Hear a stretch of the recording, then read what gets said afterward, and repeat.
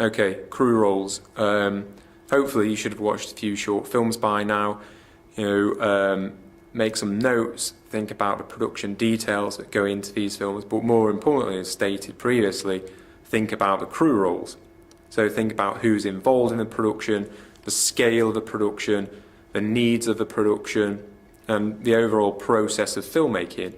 A lot of people come to filmmaking thinking that it's going to be fairly easy. You set the camera up, you set the lights up, you point and shoot. But it's far more complex than that. As stated previously in last week's class, this is the camera stylo, the camera pen.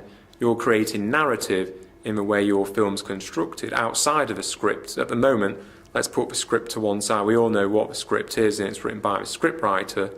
At this point, we can contributing and constructing narrative by the position of the camera, the position of the lens, the position of the lights, but also the organisational structures around this. So the production designer who gives the film the look and the certain colours it would use, the director who leads the film with an overall vision of what the story should be and how the narrative is told, the producer who organises the film and the set, and the producer can also be a very creative producer, which we'll cover in future weeks, but also everything down to a location scout, a location manager, even the catering.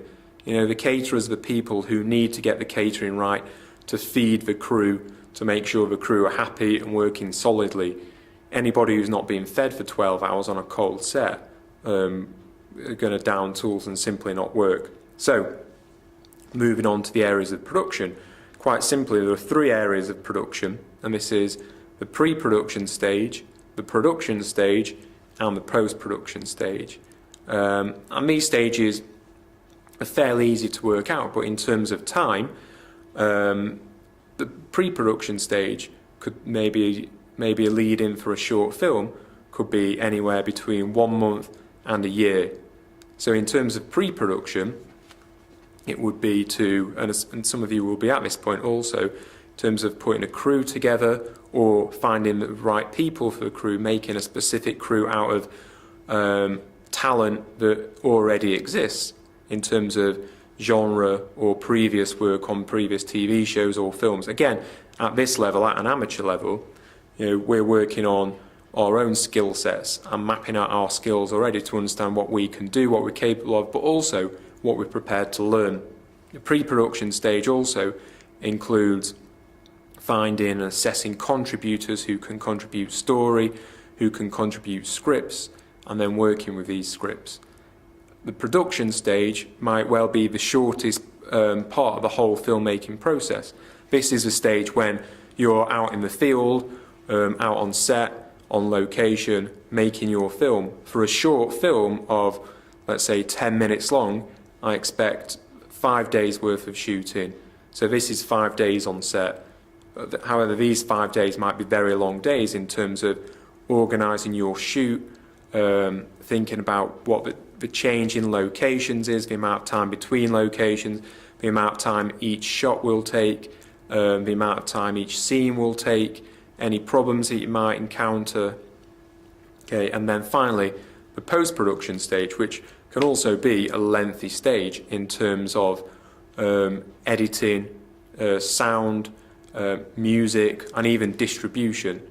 So in terms of the whole production process, we start from the very basics of finding a story, finding contributors, assessing the story, working with a story, building a crew around the story, the director creating a vision, the producer organising the crew, making sure everyone's there on time, organising shot lists, organising shots, organising actors, spending time rehearsing actors, which can take a very long time if you want to get the performance right.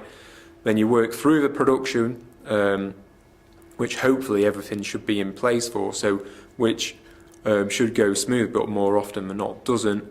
And then finally into the edit suites to edit the film, create music, make any sort of any sound effects on there, so any Foley mixing,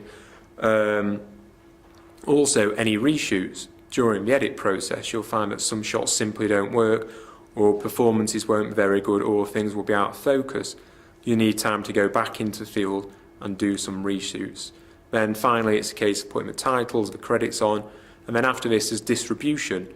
You don't really want your film to stay in a Final Cut suite forever. You want it out at festivals, on YouTube, in competitions.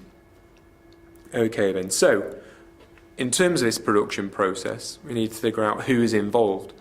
At the end of this short course, you'll find a worksheet in the document which outlines a number of roles that need to be filled and different areas where the production will take place. In terms of this short video, you'll find a link after this which takes you to a number of different websites, a number of different documents that will link you to crew members, crew roles, and explain what they do and analyse the crew. After you've read this document, please go on Twitter as the hashtag I've given previously, which will be included a link here. Write down any notes you've got, any questions you've got, feel free to email me. I'll be on Facebook and Twitter, so I can see the updates and make any comments as we go. So it's simply about building up a discussion around crew roles. So this week it's really a case of understanding what you do, what your role is, and how you can contribute to your film.